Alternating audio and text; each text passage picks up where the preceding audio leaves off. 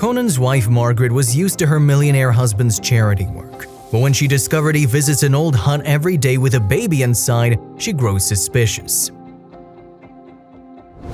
Conon was a successful self-made businessman. He was well known around the city not just because of the multiple businesses he's put up, but because of his charity work. He was an extremely good and kind man who would donate large percentages of his money every month to orphanages and hospitals.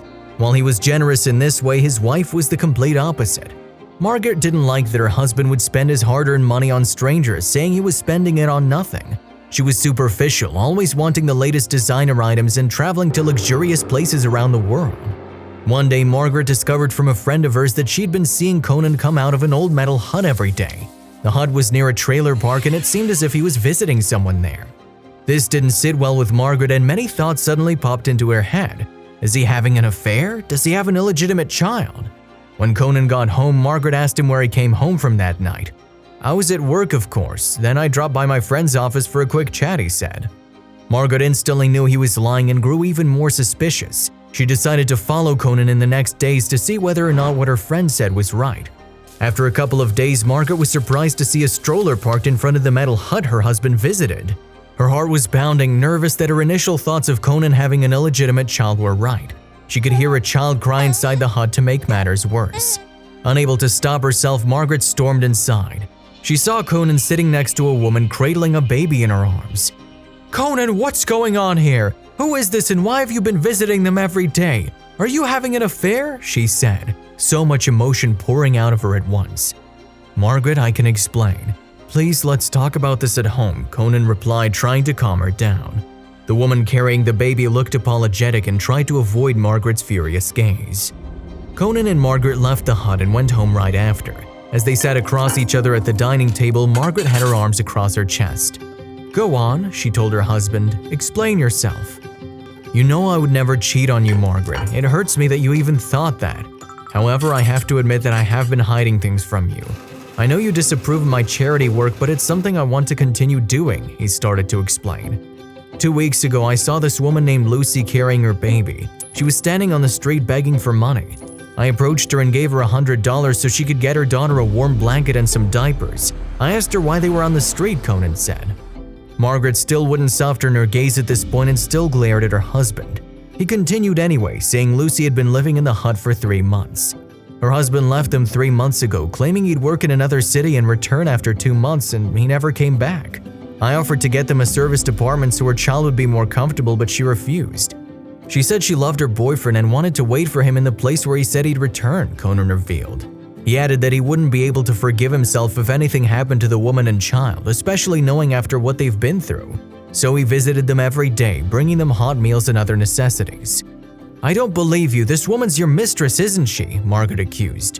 "Margaret, of course not. How can you even say that? Wouldn't you help them too if you were in my position?" he asked. "No, and I don't want you to continue helping that woman. If you don't stop, I will file for divorce," she threatened. Conon shook his head. "I'm not going to do that, Margaret. Don't threaten me with divorce just because you don't like me helping other people.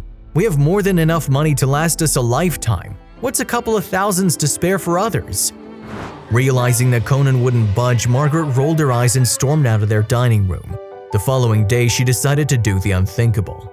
She went to court, trying to get Lucy's parental rights revoked. The bitter wife claimed that Lucy had no means to support her child and had been deceiving married men to give her money. Conon heard about what Margaret did through his chauffeur. He was furious and drove to the courthouse right away. "What do you think you're doing?" he said, storming inside the lawyer's office where Margaret was sitting. "Doing what this woman deserves," Margaret said coldly. "Do you have no compassion for other people at all? I can't believe I married such a monster. Attorney, please excuse us," he said, gently pulling Margaret outside the office. "Margaret, do you still not understand why I'm so inclined to support her? My father left me and my mother on the street when I was a 4-year-old. I was deprived of a comfortable childhood because we had to beg on the streets and search for places with food banks," he retorted. Margaret already knew her husband's past, yet it never bothered her. She was too focused on the fact that he had a rags-to-riches story that allowed her to live the luxurious life she lives now. "I know I have the capacity to make sure other people I meet don't have to experience the same thing, and you have no right to deprive me of helping others with money I worked hard to earn. I don't know why I spend so much of my time with such a monster. "I'm done with this relationship, I'm filing for divorce," he said, giving Margaret one last look before walking out. Stunned, Margaret tried chasing Conon, begging for one more chance, but he refused. He sent her divorce papers and asked her to move out of their home immediately.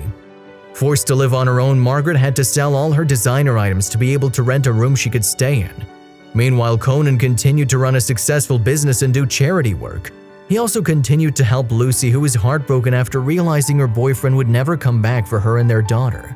Conon rented an apartment for Lucy, and after she moved on, they started to get to know each other better.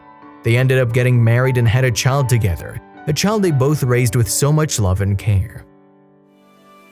If you liked the video, please give it a thumbs up and consider sharing it with someone who may find it interesting. Thanks for watching, and I'll see you in the next video.